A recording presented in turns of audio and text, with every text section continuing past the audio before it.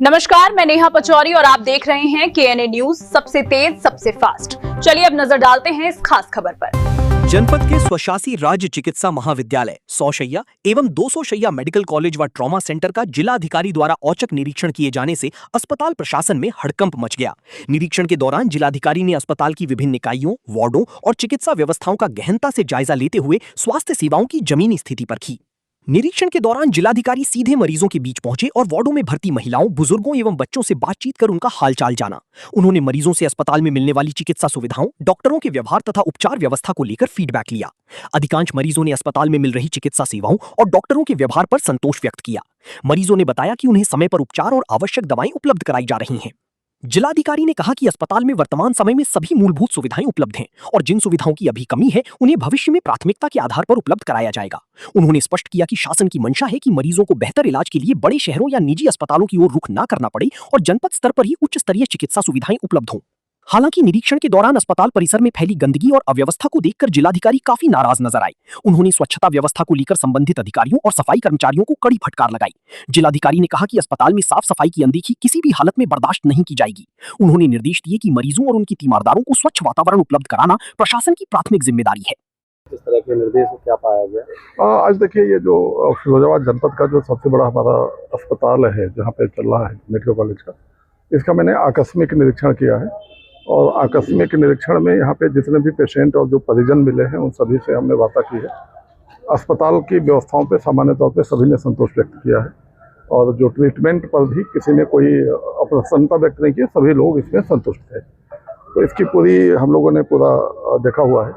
कुछ साफ सफाई के इश्यूज हैं, वो हमारे साथ यहाँ के प्राचार्य और CMS दोनों हैं, ये उसको देखेंगे, एड्रेस करेंगे। उनको निर्देशित किया गया है, अपेक्षा की गई है इस पर कार्रवाई करने के लिए, उसकी व्यवस्था थोड़ी और सुधारी जाए। बाकी जो न्यू बिल्डिंग्स है और जिसको फुल कैपेसिटी है उस पर किस तरह से उसको ऑपरेशनल किया जाए, उसके जो हमारे गैप्स हैं उन गैप्स को ब्रिज करने का हम लोग कार्य करेंगे।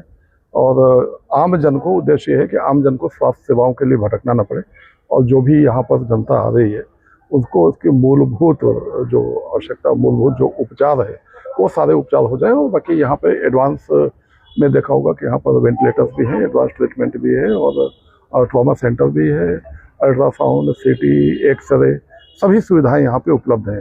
तो कहीं कोई किसी भी पेशेंट के द्वारा या किसी भी परिजन के द्वारा कोई शिकायत संज्ञान में नहीं लाई गई है। और हम लोग आकस्मिक निरीक्षण समय समय पर इस तरह से करते रहेंगे और विभिन्न अस्पतालों का भी करेंगे, जिससे कि जो हमारी स्वास्थ्य सुविधा है वो जनपद वासियों को बेहतर ढंग से मिल सके। सर, इमरजेंसी में टीन शेड लगाकर मरीजों को उपचार देने की बात कही जा रही है और अगर किसी ठेकेदार से उसके बारे में अगर पूछें कि किसके माध्यम से तैयार किया जा रहा है तो उसके बाद मीडिया को गुमराह कर दिया जाता है, इसके बारे में क्या कहेंगे? और ये अभी फिलहाल हम लोगों ने जो देखा है वहाँ पे ये स्थिति नहीं दिखाई गई है।